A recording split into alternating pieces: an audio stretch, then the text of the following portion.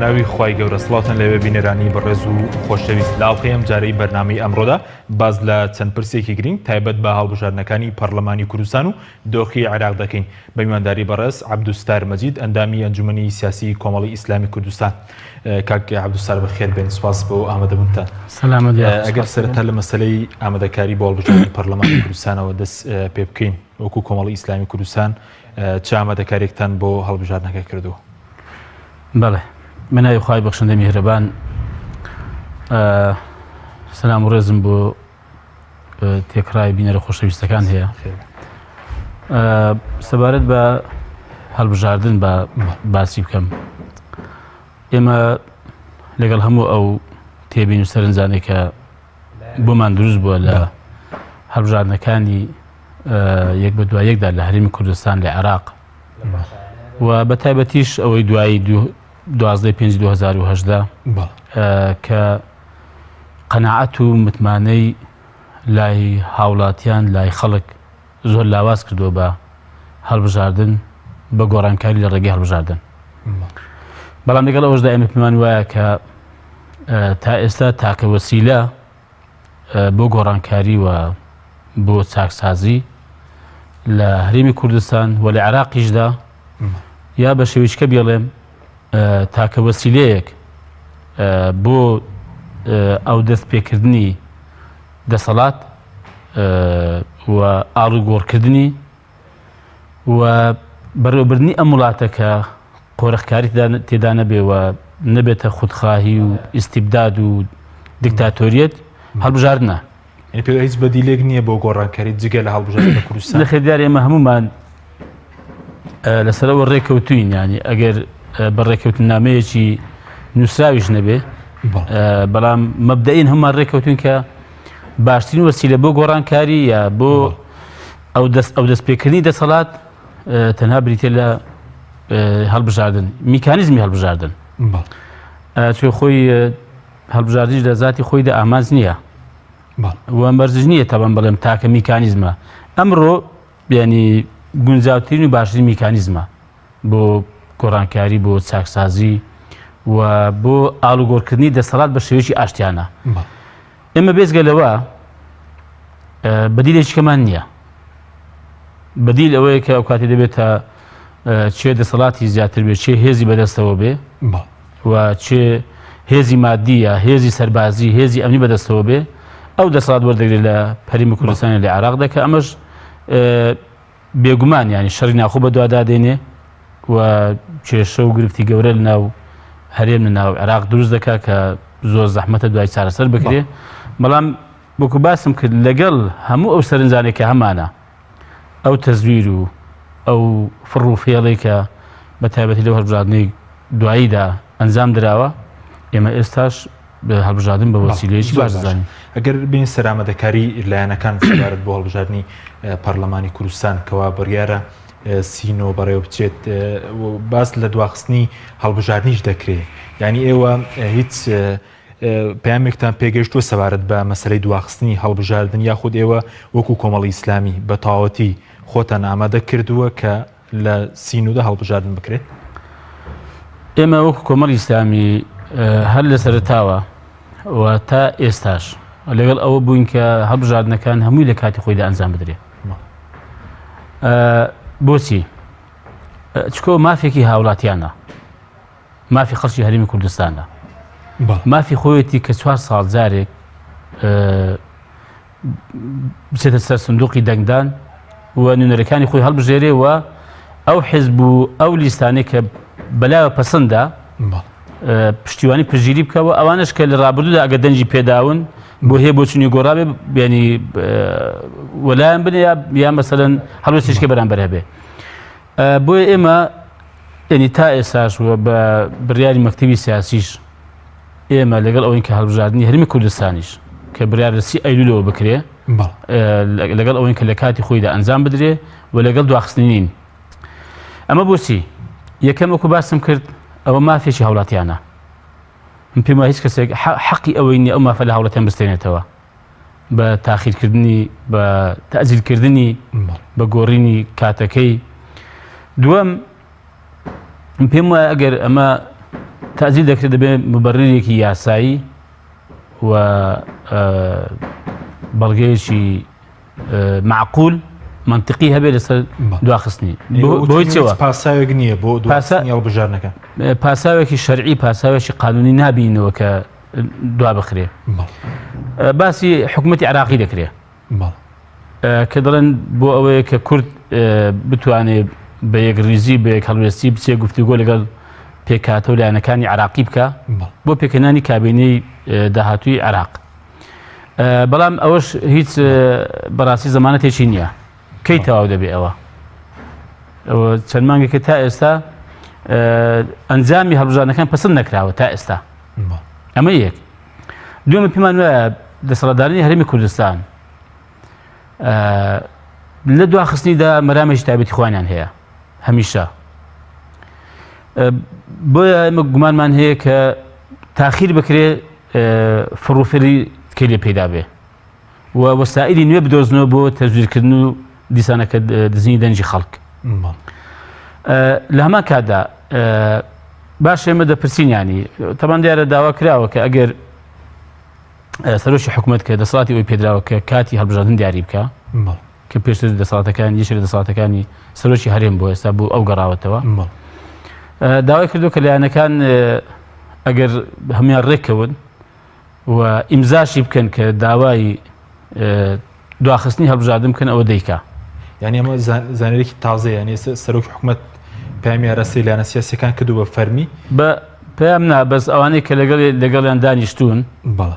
بۆ نمونە برەدەرانی یەکێتی لەگەڵ پارتی دانیشتون ئەم پەیامیان هێناوەتەوە. هەموو لایەنەکان بێکەوە ئەگەر دەیانەوێت دوا بخرێ پێویستە لایەنەکان هەمیان ڕێکەون و واژوی بکەن و داوای بکەن کە هەڵبژاردننی سین و دوا بخرێ. وەڵام دەپرسم ینی ئایا ئێمە هیچ ڕۆڵمان هەبووە لە دیاریکردنی 30 ئەیلول بۆ هەڵبژاردننی کوردستان؟ کەس ڕاوێژی بە ئێمە کردووە؟ هیچ ڕاوێژێکتان پێ نەکراوە؟ نەخێر. ینی ئەم پێم وایە لە کاتی خۆیدا بۆ بانگەشەی هەڵبژاردننیش بوو. ینی ڕۆژێک یا دوو ڕۆژ پێش هەڵبژاردننی 12/5 بوو کە ئەمە دیاری کرا. ئێ باشە کە کاتەکەی دیاری دەکەی ڕاوێژ بە من ناکەی و پرست بە من نەکردو ئێستا بۆ دواخستنی دەیخێم لێ من بۆ داوا لە من دەکەی کە ینی خۆت دیاریت کردووە خۆت دوات خستووە. بۆیە بەڕاستی ئێمە وەکو کۆمەڵی ئیسلامی لەگەڵ ئەوەی کە هەڵبژاردننی هەرێمی کوردستان لە 30 ئەیلول لە کاتی خۆیدا ئەنجام بدرێت. ئەوە بەڕاستی بەبێ دوودڵیش ینی و ئێمە جارێکش باسمان کردووە. ئێمە هەندێک لایەن بوون منە دەڵێن حیزبەکان لە پشت پەردە لەگەڵ دواخستنیدان بەڵام لە ڕاگەیاندنەکانەوە دەڵێن ئێمە لەگەڵیدان بە دیاریکراوی هەڵوێستی کۆمەڵی لە پشت پەردە و لەسەر شاشەکە ئێمە نیفاقی سیاسیمان نییە، زۆر بە ڕوون و ڕاشکاوی دەڵێن ئەوەی کە لە پشتی پەردەی دێڵێن بە ڕاشکاویش بە هەم خەڵکی زەماوەری دەڵێ کە ئێمە لەگەڵ دواخستنی هەڵبژاردننی کوردستان نین و نەک هەری کوردستان هەموو هەڵبژاردنانێک کە کاتەکانی دیاری کراوە ئێمە لەگەڵ ئەوەی کە لە کاتەکانی خۆی ئەنجام بدرێ. مافێکی خەڵکە و بەڕاستی هەمیشە گومانیشمان هەیە لە دواخستنی. باشە بەستان ڕاستە بۆ بە عەرز کەم ڕاستە ئەندازەی خەڵک نیگەرانی هەیە بێزاری هەیە. ڕەنگە خەڵک وەک پێویست گەرمگوڕ نەبێت بۆ هەڵبژاردن بۆ دەنگدان، بەڵام من لێرەوە بەنی ئەو قسەی بە ئاراستی هەموو خەڵکە ئێمە نابێ بێ ئومێد بین بێ هیوا بین لە گۆڕانکاری و نابێ ئەم واقعە بە تەواوی ڕادستی ئەم دوو دەسەڵاتدارەی هەرێمی کوردستان کە 27 ساڵە حکومڕانی هەرێمی کوردستان دەکەن بۆ شێوەیەکی ئەو هەموو نەهامەتی هەم بەسەر خەڵکی هەرێمی کوردستان هێناوە. یعنی ئەم پێم وایە دەبێ خەڵک هەمیشە هیمەتی بەرز بێ و هەمیشە خەڵک ئاوات و ئامانزی گەورەی هەبێ و بە هیچ شێوەیەکیش بۆ ئاواتی گۆڕانکاری لە مێشکیدا لە دڵیدا نەمرێ و ینی ئەمڕۆ بەیانی بە ئومێدەوە بێ کە ئەم گۆڕانکاریە کە خەڵک دەیەوێ ئەم واقعی کە خەڵک دەیەوێت کە خەڵک ینی ئەم خەڵکی هەرێمی کوردستان کە حکوومەتێکە بێ مافە یاسایی و ئاسایەکانی بۆ دابین بکە وەک هاوڵاتیەک کە چۆن لە دنیادا هاوڵاتی ژیانی هەیە، هاوڵاتی مافی هەیە، هاوڵاتی ئازادە، هاوڵاتی کار و کەسابەتی هەیە، هاوڵاتی ئاسوودەیە، خۆشگوزەرانە، نابێ ئەم ئومێد و ئەم ئاواتانی کە هاوڵاتی هەیەی خەڵک هەیەی لە ناخیدا بمرێ بەڵکو پێویستە هەر بە ئومێدەوە بێ ئەم هەڵبژار نەژن هەڵبژارنیشکە بەڕاستی من خۆم بیر دەکەمەوە یعنی ئەگەر لەم ساڵە دەتەبان 100 هەڵبژاریش بکرێ ئامادەم تێدا بەشداری بکەمەوە بۆ ئومێدەوەی کە ئەندازەیەکی کەمیش بە گۆڕانکاری بکەین و ئەم تەزویر و فرت و فێرش تا سەر ناڕوە بە هەموو کەس بیزانێ ئەمەش قۆناغێکە بەڕاستی سنووری هێتەبان ئێستا من ئاگدارم خەڵکی لایەن هێتەبان و پەلە قاژەکەوت نازن ئەمزار چی بکە بەڵێ خەریکی ئەوەن یان هەڵبژاردن دوا بخرێ کەو کاتێک خەمیوان نابێت کە چۆن تەزویر بکەن یا ئەگەر لە کاتی خۆیدا ئەنجام بدرێ بیر لەوە دەکەنەوە کە ئەم زارە چ زۆرە تەزویرێکە بکەن تەزویرێک کراوە لە ڕابردوودا ئاشکرا بۆ کەشف بووە ئەم زارە چ زۆرێشکە بکەن کە ئێمە خەڵک پێی نەزانی بێ بۆی کە دیسانەکە فێڵە باشە هەڵبژاردن بەس ئێوە لە ڕابردووە تەزویرەی کە کردیان واتان کرد کەم جار نەتوانن لایەنی کەمەوە دووبارە بکەنەوە یعنی پێ دوایە پەندیان وەرگرت بێ لەو ئابروچونە سیاسی کە بەسەر هەڵبژار نەکات من پێم وایە لایەنە سیاسیەکان بە تایبەتی ئەو سێ چوار لایەنەی ئۆپۆزیسیۆن و من بەرپرسانی لە خۆمان لە کۆمەڵی ئیسلامی بەشی سەرشانی خۆمان هەڵساوی لە بەدواداچوون بۆ دەنگی ئەو خەڵکە لە شەرمەزارکردنی دەسەڵات کە تەزویری کردووە و لە هەوڵدان بۆ دەرکردنی بڕیارێک یاسایەک لە پەرلەمانی عێراق کە ئێمە دەوری کاریگەرمان تێدا هەبووە ئێمە و بزوتنەوەی گۆڕان و یەکگرتووی ئیسلامی و ئەو لایەنێکە لە ئەنجومەنی نێرانی عێراق بەشدار بوون پێشتر وام حەز دەکەم بیزانین ینی من لێرە سوپاسی بەڕێز کارزانە ڕووستایی بکەین کە ئەندامی لیژنەی یاساییە ئەو مسودەیە کە گەڵاڵە کرا مسودەیەک گەڵاڵەکە لە لیژنەی یاسایی کە دوای بوو بە یاسا لە پەرلەمانی کوردستان بڕیاری پێ دەرچوو کە ئەم دەنگان پەرلەمانی عێراق ببوورە ئەم دەنگانە پێویستە بەدەست بژمێردرێنەوە هەوڵی ئەم بەڕێزە بووە و پاشتریش ئێمە بە دوای داچوین و ئێمە هەر متابعەمان کردووە و حەقیقەت بەلایانی کەم لێ نەگەڕاوین ئەم دەسەڵاتێک کە تەزویری کردووە بە ئیساحات لێ بخەوێ و بە ئاسان بچێتە سەر بەڵام خەڵک بڵێن نەتیجە ئامانجەکەیەوە سەری نەگرت لە کۆتاییدا بۆ نمونە کار حەچی با من لێرەدا شتێکە بڵێم ینی خۆی ئێمە گرنگ ئەوەیە ئەشی سەرشانی خۆمانمان جێبەجێ کرد بێ بەرامبەر بە خەڵک پێشتر بەرامبەر بەخوا کە ئێمە بەرپرسیاری لەم ئەرکێکی پێمان سپێردراوە بەرامبەر بە خەڵک کە متمانەی بە ئێمە داوە دەنجی بە ئێمە داوە و ئومێدی بە ئێمە هەیە و پاشان بە ئەوەش ڕوونکەمەوە کە ئەم واقعە تەنها ئەم حیزبانە نیکە لە هەرێمی کوردستانن ئەم پێم وایە وڵاتانی زلهێز وڵاتانی ئیقلیمی دەور و کاریگەریان هەیە لە هەموو ئەو پێشاتانەی و ئەو بارودۆخانەی کە ئێستا لە هەرێمی کوردستان دەگوزەرێەوە لە عێراق بەرەوە دەچێت واتە قەزەکە بەڕاستی فراوانتر گەورەتر لەوەی کە تەنها تەمەشای هەرێمی کوردستان یا تەمەشای حیزبێکی دەسەڵاتدار بکرێ کە ئەوەندە ببینرێ لەگەڵ ئەوەشدا ئێمە وەکو باسم کرد ئێمە بە ئەرچی خۆمان هەستاوین و بە دوواداچوونیشمان کردووە و ڕوونکردنەوەشمان هەمیشە داوە و لە کۆتاییشدا بڕیارێکی باش دەرکرا لە پەرلەمانی عێراق بەڵام بەداخەوە دواتر لە دادگای فدرالی گۆڕیان و دوای شاد لە کاتی جێبەجێکردنیدا میکانیزمێکیان دۆزیەوە کە ویستیان ئەو فرت و فێڵێکە کراوە دەرنەکەوێ یا زەق دەرنەکەوێ کێمە بەڕاستی سەرنجمان لەسەری هەبووە ئێمە پاشەکشەمان لێ کرد ئێمە لێ کشاینەوە زۆر باش بەس وتت ئێوە لەگەڵ هەڵبژاردن ئێوە هیچ مەترسێکتان نییە لەم هەڵبژاردنە بۆ من ڕەنگە هەندێک لایەن بڵێن ئێستا بۆ من هەندێک حیزب ناو خۆیان تاونێ دۆخی ناو خۆیان ئێوە بە بەراورد بە حیزبەکانی تر پێتان وایە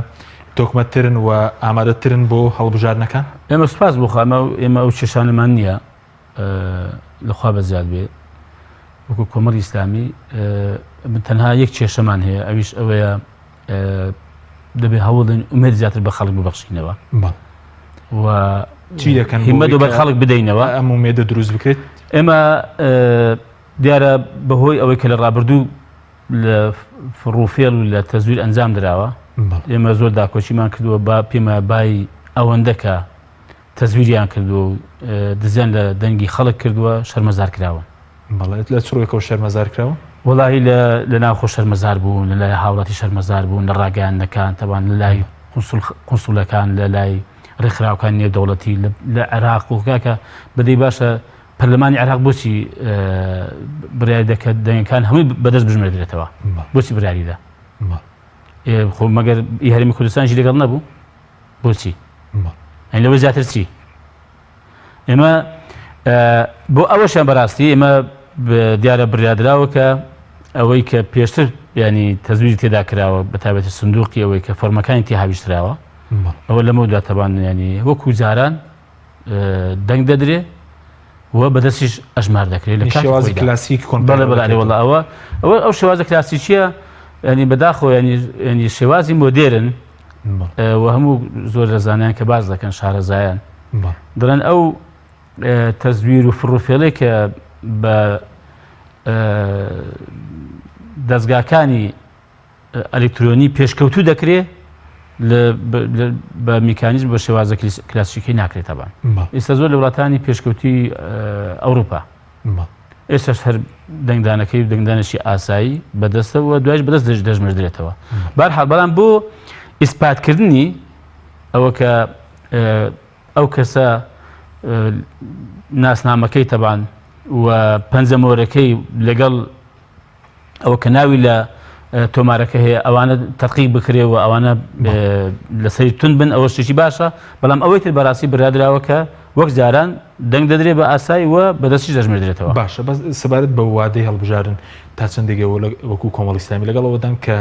بە یاریکراوی ڕۆژێک دیاری بکرێ هەموو ساڵێک ئەم کێشەیە وادەی هەڵبژارن کێشەی لەسەر دروست نەبێ بۆ مەوەستی سیاسیش بەکار نهێنرێ بۆ نمونە هەر حیزبێکی دەسەڵاتکەی لە بەرژەوەندیدا بوو ئەو وادەیە دابنێت خۆی لە وڵاتان لە دنیادا کاتێک هەیە بۆ هەڵبژاردن لە هەموو دنیا لە هەموو وڵاتان ئەم کاتە مەگەر چۆن ینی ڕوودا و پێشهاتێک هابێتە پێشەوە کە لە دەسەڵاتی ئەو وڵاتە نەبوو بێ ناسار بوو بە دواخستنی دەنا ینی ئەو دواخستن و ئەو ینی نوێکردنەوەی تەمەنی پەرلەمان و کە ئێمە چەند جارە و چەند ساڵە دەیکەین لە ڕابردوودا ئەو بەس وڵاتی ئێمە هەیە بڕۆ لە تورکیا نییە بڕۆ ئێستا لە ئێران نییە بڕۆ لە وڵاتانی ئەوروپا نییە خۆی ینی ئەوە دەبێت بە یاسا بکرێەوە کاتێکی بۆ دیاری کراوە لە کاتی خۆیدا هەڵبژاردن بکرێت خۆ ئێمەش لە کاتی خۆیدا هەبووە بەهۆی بڵێن ئەوەی کە یەکەم هەڵبژاردننی پەرلەمانی کوردستان کراوە کە لە ساڵی 92ەوە 1992 خۆی دەبوو لەم کاتێدا بکرێتەوە 4 سازارێک بەڵام نەکراوە تەبان ماوەیەکی لە ماوەی ڕابردووە بەهۆی شەڕی ناوخۆ و پاشانیش تەبان مەبەستمەوەی کەوا بۆ مەرامی سیاسی بۆ مەرامی سیاسی بەکاراتەوە بۆ حیزبەکەی لە بەرژەوەندیدا بێ و کاتە بێگومانە ناکرێوا بێ خۆی کێشەکە ئەوەیە خۆی ئەگەر بە یاسا ڕێکخرێ ئێمە پابەندی یاسا بین کاتێک دیاریکە لەو کاتی دەبێت هەڵبژاردن بکرێت زۆر باشە بە سەبارەت بە ئامادەکاریەکانی خۆتان زۆر ڕخنە لە هەندێک کاندیدی لایەنەکان دەگیرا بۆ نمونە کاندیدی بە ئەزمونیان پێشکەش نەکردووە وەکو لیستەکەی خۆتان ینی خەڵکی بە ئەزمون ئەوەتان کاندید کردووە کە لە پەرلەمانی داهاتوو ئەزمونیان هەبێ لە بواری حکومڕانی لە بواری پەرلەمانی تاسان ڕەچاوی ئەوەتان کردووە چکاندێک زۆر ڕخن لە هەندێک لیزیگیرە کە خەڵکی بە ئەزمونی کەم تێدایە بۆ نمونە وەڵام پێما لیستەکەی ئێمە لیستێکی فراوانە بۆ مانای فراوانە هەموو دەتوانین بڵێم بۆ ئەوانەی کە شارەزان هەیە لە بوارە جیاجیەکان تێیدا هەیە لە خۆی گرتووە تەمان لە پەرلەمانتاری پێشوو لە خەڵکی شارەزامان و لە خەڵکی یاسایی و لە پسپۆر لە بوارە جیاجیەکانی تر تێیدا هەیە من ئومێد دەکەم کە لیستێکی ینی بەهێز بێ و دیارە تەبانە من پێشمە جارێ زۆر قسەی لەسەر بکرێت چونکە دەبێت پەسەند بکرێت لایەنی کۆمیسیۆنەوە تا ئێستا ئەو لیستانە ناوی ئەو کاندیدانە پەسەند نەکراوە هەر کات پەسەند بکرێت و کاتێک تەبان دەتوانێت ئاماژە پێ بکرێت کە ئێمە فەرمو چەند یاسایی تێدایە پەرلەمانتاری پێشوو مەسەلەن ئەوانەی کە ئەزمونێکی سیاسیان هەیە و پسپۆر لە بوارە جیاجیەکانی پێویست مەسەن بوون لە ئابووری لە بواری کۆمەڵایەتی کە لە بوارە جیاجەکانی تری وەکو سمێنێکە پێویست پێ دەبێت بۆ لیژنەکانی کشت و کاڵە بۆ لیژنەی ئافرەتانە بۆ لیژنەی مەسالی کۆمەڵایەتیە بۆ ئەم پێم ئەوە کاتێک کە لیستەکە پەسەند بکرێ ئەو کاتوانانی ئەمە قسە بکەین کە هەر کەس بڵێنداخۆ ئەمە بۆچی دیاریکراوە ئەمە مەسەڵەن توانین چ دەور ببینێ لە پەرلەمانی داهاتوو ئەگە خەڵک متمانە پێ بدا. زۆر باشە بەس بۆ مەسەلەی خەڵک چی مەسەڵەن پێیانتان چێ بۆ خەڵک ڕەنگە خەڵک جۆرێک لە نیگەرانی لا دروست بێ بۆ ئەو تەزویرە ینی بەڕێز ژووتی ڕێگایەک نییە بۆ گۆڕانکاری جگە لە هەڵبژاردن ینی ئێمە پێ دوای دوو ڕێگامان لە بەردەمیان تەسلیم بوون یاخود بەردەوام بوون لە هەڵبژاردن بۆی کە گۆڕانکاری دروست بکرێت. بێگومان پێم قسەکانم کردیان ئەگەر دووبارێکەمەوە دەنا من دیسان بەداوای برنە بێ بێڵێمەوە تاوان ئێمە تەنها ئەم ڕێگایە بە باشترین ڕێگا بە گونجاوترین ڕێگا دەزانین بۆ گۆڕانکاری و نابێ خەڵک ئەگەر خەڵک بە تەمای ژیانی ئاسوودەی بە تەمای گۆڕانکاری لە ژیاندا لە حکومڕانیدا نابێ بێ هیوا بێ و نابێ بێ ئومێد بێ و ئێمەش ینی لێرەوە ینی بەڵێن بە هەموو لای دەدەین بە ئەندازەی متمانەیان بە ئێمە بە ئەندازەی پژیران لە ئێمەش داکۆشی سەرسەختانە دەکەین لە مافەکانیان لە مافی دەنگدانیان بگرێ هەتا مافەکانی کەشیان وە پێشم وایە خەڵکیش بای ئەوەندە شاهدی بۆ هەڵوێستەکانی و مامەڵی ئێمە دەدەن لە ڕابردوودا بڕیارمان هەڵوێستی سیاسیمان لە بەرامبەر دەسەڵات لە بەرامبەر گەندەڵی لە بەرامبەر قۆڕخکاری لە بەرامبەر نەعەدالەتی لە بەرامبەر نەبوونی مؤسسات لە بەرامبەر نەبوونی یاسا سەروەربوون یعنی پێم وایە ئێمە ینی بە ئەندازە ئێوە کە خەڵک متمانە و پشگیری ئێمەی کردووە دەتوانم بڵێم بە زیادەوە ئێمە هەوڵمان داوە کە خاوەن هەڵوێست بین و دڵنیاشان دەکەین و بەنسبەت خۆمان دەڵێم ئێمە سوورین و بەردەوامی لەسەر هەڵوێستەکانمان باشە بەس بۆ یەکێتی و پارتی تا چەندێک بۆوانیش مەترسیدار ئەگەر بەردەوام لەسەرەوەی کە بیانەوە خەڵک ناومێتکەن لە دەنگدان ینی دەرگایەکی مەترسیدار بەڕووی خۆشیاندا ناکەن بیانەوەی خەڵک بێ ئومێدکەن بێگومان کە حەشیمیانی ئەم واقعە بەو شێ بەڕەوە ناچێ هەمومان دەزانین و سیاسیەکانی دەسەڵاتداریش هەروە دەڵێن ئەم وەزع بەم شێ بەڕەوە ناچێ ینی بێزاری خەڵک گەیشتۆتە ئەو پەڕی خراپی ژیانی خەڵکێک لەم کۆمەلگایە گەیشتۆتە ئەو پەڕی هەژاری خەڵکێک لەم کۆمەلگایە گەیشتۆتە ئەو پەڕ و نەبوونی مؤسسات و خەڵک ینی ئومێدێکی نییە هیوایەکی نییە بەم دەسەڵاتە کە چی بۆ دەکا ینی فەرموو 27 ساڵە خەڵک حەقیتی بڵێ کاکە بزانم داخۆی ئێمە ئێستا لەکوێ چیم بۆ کراوە تەماشای هاوڵاتیانی وڵاتانی کە دەکا کاکە بڕ تەماشای هاوڵاتیانی وڵاتی هێندە وڵاتی خواری ئەفریقیا بکە لەگەڵ ئەوەشدا ینی هاوڵاتیانی ئێمە بڕوا بکە زۆر جار گوتمەیانی بێبەش کراون لە کەمترین مافی یاسایی و ئاسایی مەسەڵەن مافی ژیان کار حەشیم بەسەر زادانەدا بڕۆ هەمووی تاسێ زادەی خراپ بڕۆ تەماشای کارەبایکە بە کارەبای نیشتیمانی بە کارەبای مۆلدەکانیش بۆ تەماشای ژیانی خەڵکە بڕۆ تەماشای ئاو تەماشای بواری تەندروستی ینی کار و کەسابەت قۆڕق کراوەوە هەمووی مەسەن ینی کورد هەڵێنراوە ینی بۆ چەند کۆمپانیایە بۆ چەند کەسێکی سەرمایه‌دار لەم کۆمەلگایەکە وەکو ئەختەبوود مەسەلەن زابوون بەسەر هەموو ئەو جمگە و کایانێک کە کار و کەسابەتی لێوە دەکرێتەوان بەدەست خەڵکی فەقیر هەژار و نەماوە بەڕاستی مەبەستم ئەوەیە ینی هاوڵاتی هەرێمی کوردستان لە مافی ئاسایی لە مافی یاسایی کار هاوڵاتێک پێویستە هەی بێ مادەمە تو باسی حکومڕانی دەکەی مادەم باسی ئەو دەکەی کە کاروباری خەڵک بەڕێوە دەبێت کاروباری خەڵک بەڕێوەبردن ئەگەر هەر ئەوە بە ئێستا کە هەیە ئەوە بە هەم کەس دەکرێت بەخوا ینی خەڵک ئومێدی وایە خەڵک ئاواتی هەیە کە خەڵک ژیانی باش بێ خۆشگوزەران بێ ئازاد بێ ئاسوودە بێ بێکێشە بێ بێگرفت بێ بەس ئەمە هەوڵاتی هەرێمی کوردستانیانی بەداخەوە گرفت لە دوای گرفت کێشە لە دوای کێشە پێم وایە ینی ئەوەش بۆک بڵێ زۆر سیاسەتێکە کە ئەو کەسە نەحەسێتەوە نەحەوێتەوە هەمیشە گرفتێکە بێ ئەمڕۆ گرفتێک بەیانی گرفتێکی کە مانگە گرفتێکی کە ساڵێکی گرفتێکی کە بە شێوەیەکی کە سپاس دەکەم ناوبڕێکمان هەیە دووە دەگەڕین وڵای بەڕێز بەڵێ بینەرانی بەڕێز ناوبڕێک و دەگەڕینە وڵاتان لەگەڵمان بمێنەوە.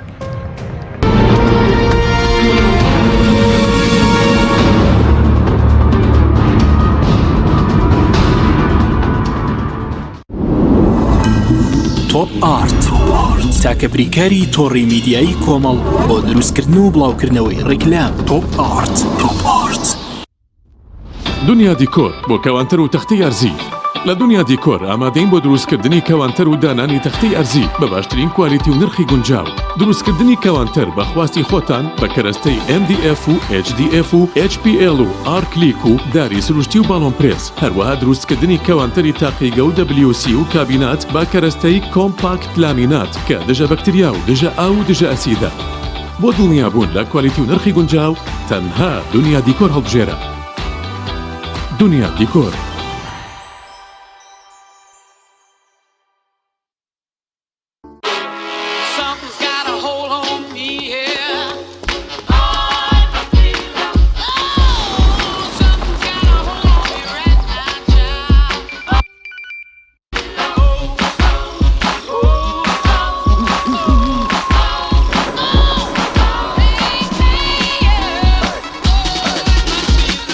Introducing the LG G6,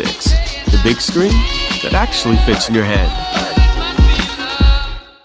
فانسینێت خێراترین هێڵی ئینتەرنێت بە داوڵۆندی بێسنوور ئێستا لە خزمەت کڕیاراندایە. فانسینێت جۆرەها کارتی پڕکردنەوەی بۆ ئامادە کردوون کە سەرجەمیان داوڵۆندیان بێسنوورە بۆ ماڵ و شوێنە گشتیەکان. کارتی 9000 دیناری بۆ ماوەی 1 هەفتە، کارتی 7000 دیناری بۆ ماوەی 15 ڕۆژ، کارتی 30000 دیناری بۆ ماوەی مانگێک، کارتی 40000 دیناری بۆ ماوەی مانگێک و بە خێرایی زیاتر کە تایبەتە بە یاری ئۆنلاین. هێڵی فانسینێت لە ڕێگەی ئامێرێکی تایبەت کە لە سەرباندا دەنرێت وەردەگیرێت و لە ڕێگەی گێنەرێک بۆ ئامێری بڵاوکردنەوە لە ناو ماڵەکەت یان شوێنی کارەکەت کاری پێدەکرێت. ژمارەی تەلەفۆن 070 224 75 74 یان 050 194 36 37. فانسینێت. تۆپ ئارت تاکە بریکاری تۆڕی میدیایی کۆمەڵ بۆ دروستکردن و بڵاوکردنەوەی ڕیکلام. تۆپ ئارت.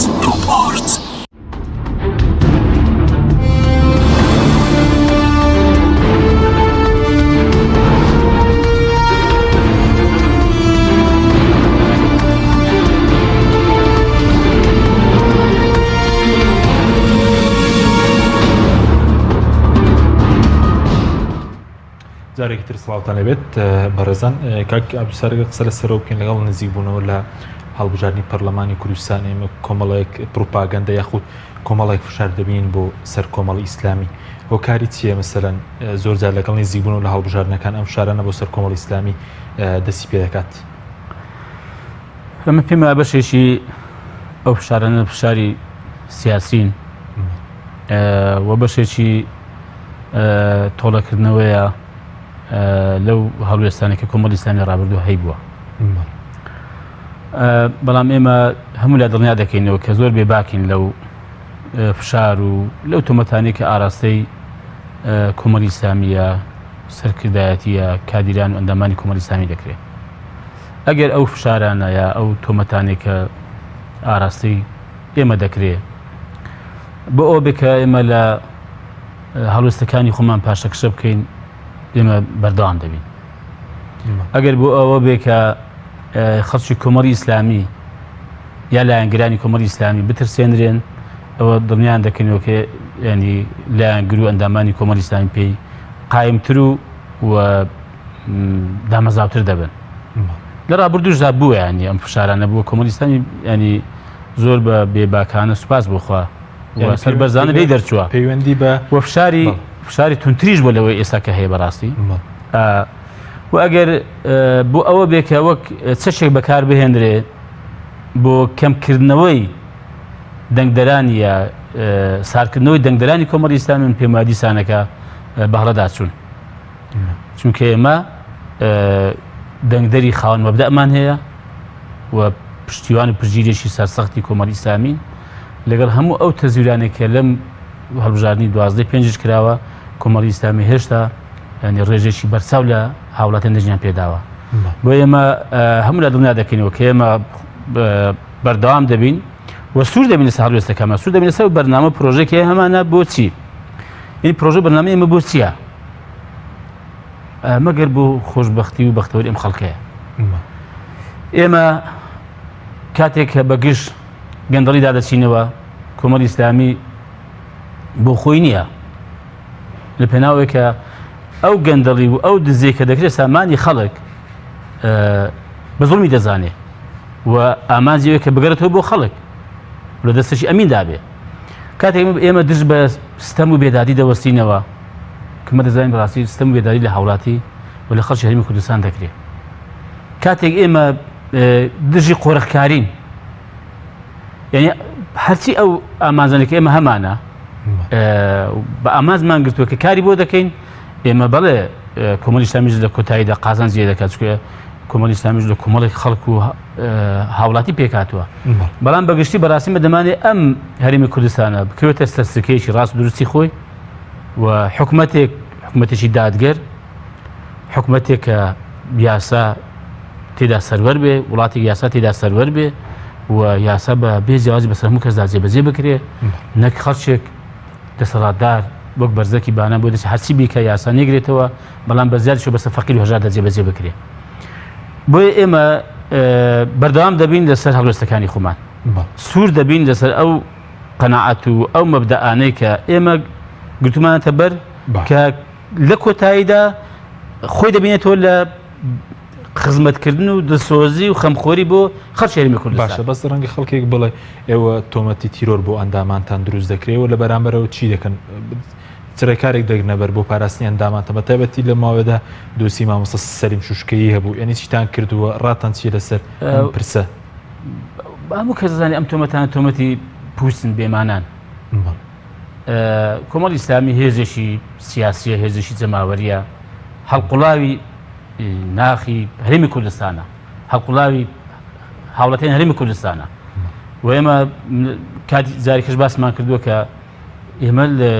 ئەو هێزە بووین کە بەرامبەر بە بەعس ئێمە شەڕمان کردووە و هیچ کامێک لەو لایەنانەی کە بە تایبەتی پارتیەکەتی کە ئێستا دەسەڵاتدارن هیچ کامێکیان لەو بەرانەی شەڕ کە بەرامبەر بەعس شەڕ کرابێت لە پێش ئێمە نەبوونە و دواتر بەڕاستی یعنی کۆمەڵی ئیسلامی لە پەرلەمانی کوردستان بووە لە حکومەتی هەرێمی کوردستان بەشداری کردووە لە ئەنجومەنی پارێزگا بووە لە حکومەتی عراقی بەشداری کردووە لە ئەنجومەنی نوێنەرانی عراق بووە و هێزێکی سیاسی هێزێکی ینی جەماوەریە ینی ئەمە بە ئاسانی نیە مەسەڵەن تۆمەتی تیرۆر بدێ پاڵ ئەگەر لەبەر ڕووداوێک دوو ڕووداویش بێ کە بووە ینی تۆمەت ئاڕاستەی ئەندامانی ئێمە کراوە ئەو هێزانش ئەگەر بێ تیرۆریستن هیچ کامێک لەوانە نیە مەسەڵەن ئەو خەڵکەی کە لەگەڵ داعش کوژراوە کوڕی ئەم وڵاتێ بوونێن بەمەسم کوردەکەیەوە جا یا بابی یەکێتی بۆ یا بابی پارتی بۆ یا مەسەڵەن خزم و کەسوکاری هەمووی پارتی وەکەن یا حیزبێکیکەن ئەکاکە بوانە تیرۆریزنی دوای حەز دەکەم شتێکە بزانی داعش و قاعیدەش پێشتر و داعشش ئێستا کۆمەڵی ئیسلامی بە تایبەتی سەرکردەکانی کۆمەڵی ئیسلامی بە مرتەد دەزانێ ئەگەر پێی وابێ وەکو فتوا هەیەە پارتی و یەکێتی بە کافر بزان بە کافری ئەسلی دەن ئەوانە داوایان لەگەڵ دەکرێت بانگ دەکرێن بۆ ئیسلام ناکوژرێت یەکسەر لە ملیان نادرێت بەڵام کۆمەڵی ئیسلامی ئەگە بژێن یەکسەر لە ملیان دەدرێت بکوژن چوانە مرتەدن بابەوانە ئەوە تەماشای ئێمە دەکەن زۆر سەیرە هێزێک ئێمە ئەوە بە کافر ئەوە بە مرتەد بزانێ بە هەڵگەڕاوەمان بزانێ بەڵام ئەتوو بێت تۆمەتی ئەو بدێ پاڵ هێندێک ئەندامی ئێمە کە بڵێ سەر بەو جەماعەتەن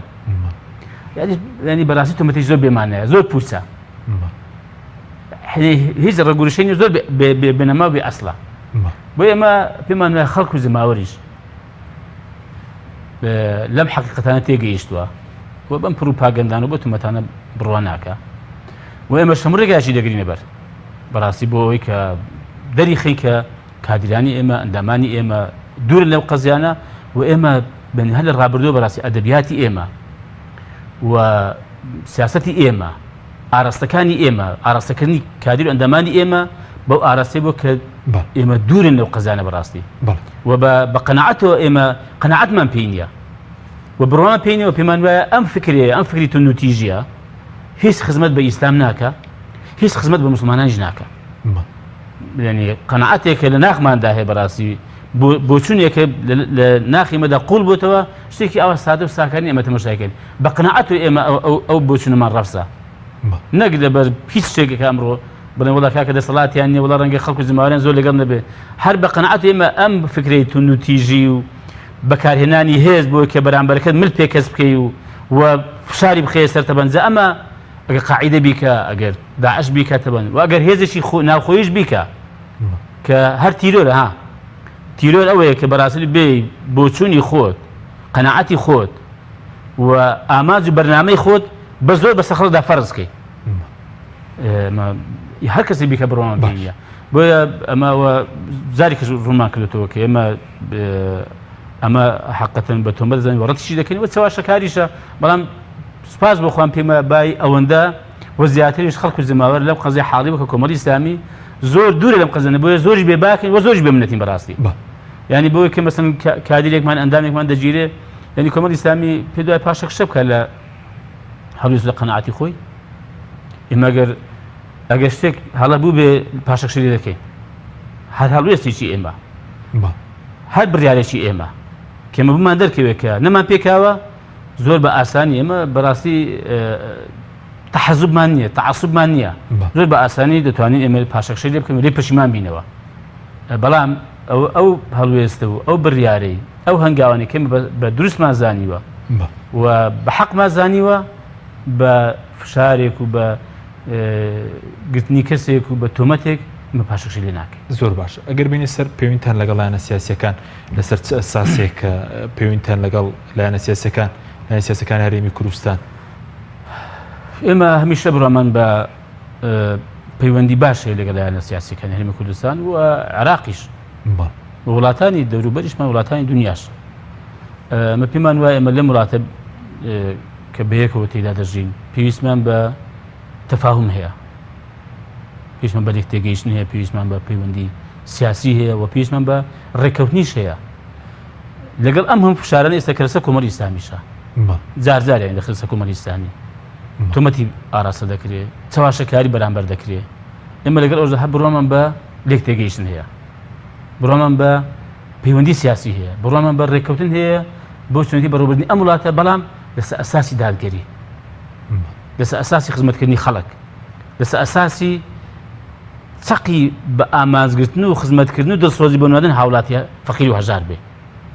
ئێمە لەگەڵ ئەوەی کە ئەگەر زوڵمێکشمان بەرامبەر بکرێ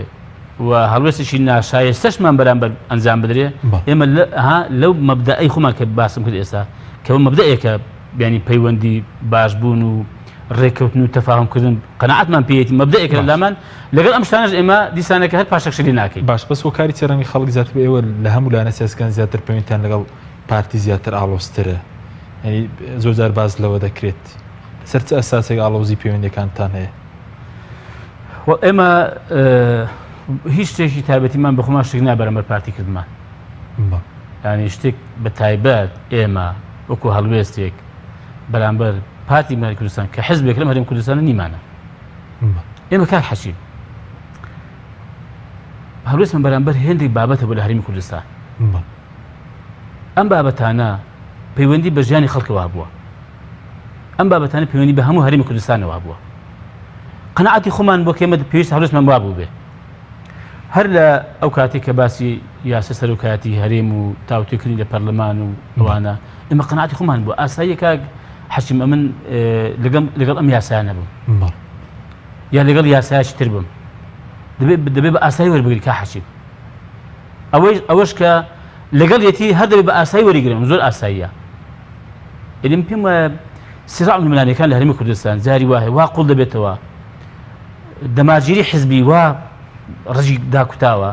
یعنی جاری وا هەیە حەق لە بەرامبەرەکەشت هەیە بەڵام وەری ناک لەبەر دەماگیری حزبی باوانە بین ئێمە و با یەکتر قبوڵیش کەین زۆر ئاساییە پارتی دیموکراتی کوردستان لە یاسایەکدا لە بابەتێدا لە هەرێمی کوردستان قەناعەتێکی هەیە ئەمن زۆر ئاسایی با قبولی کە ئەم قەناعەتێکی جیاوازم هەبێ ئەمیش بە هەمان شێوە با دێ منش بێنمەوە ئێستا پێم وایە ئەوەی کە دەرکەوت بێ لە ئیعلام بەڕوون ڕاشەیە قسەی خۆمان کردو دەربارەی هەڵبژاردننی 30 ئەیلولی 2010 هەرێمی کوردستان ئەو ڕێی ئێمە ئەو بچین ئێمە لەگەڵ پارتی کوردستان تێدەکاتەوە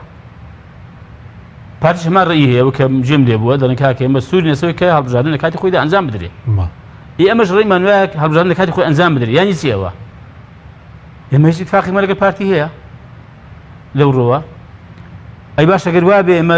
لەگەڵ هێندە لایەنیکە تەفاهوممان زیاتر بوو بۆ لەگەڵ ئەوان نیم بۆ لەگەڵ ئەو ڕێیانە نین کاکە قەنەعەتی خۆمانە ئەوە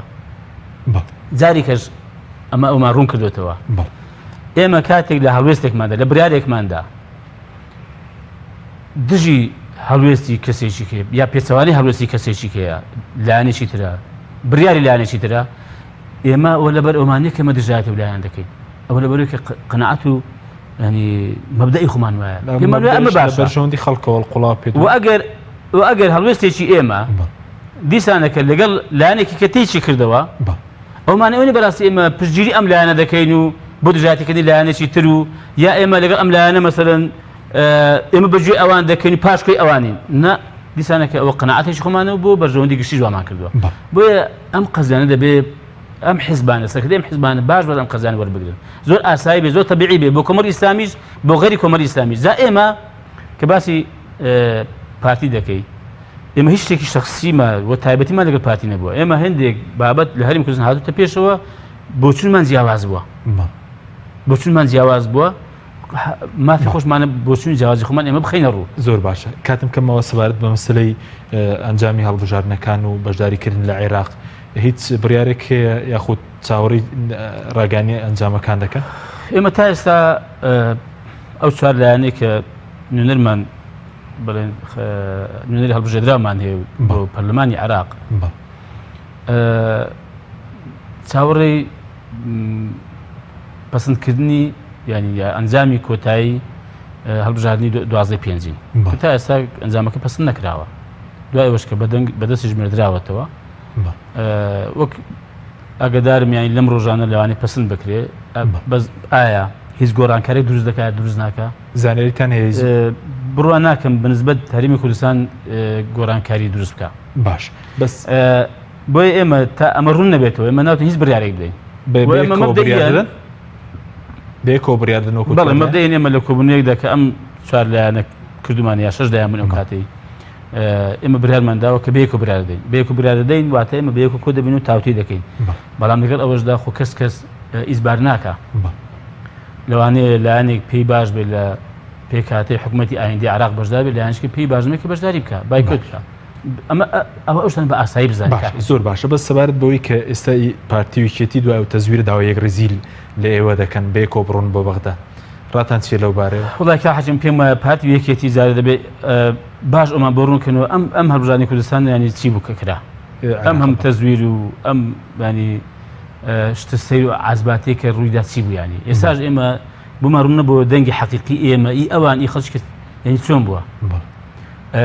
ینی ئێمە جارێ لێرە کێشە و گرفتێکمان هەیە چارەسەر نەبووە ئێمە چی بێن باسی بکەم کەمە لە بەغدا چۆن بەیەکۆ بچین و چۆن بەیەکۆ بەشداری بکەین لەنا ئێمە زۆر پێمان ئاساییە ئەگەر لەبەر ئەو تەزویر و دزیکردنە دەنجی خەڵک نەبێ زۆر پێمان ئاساییە زۆر بە تەبیعیشی دەزانین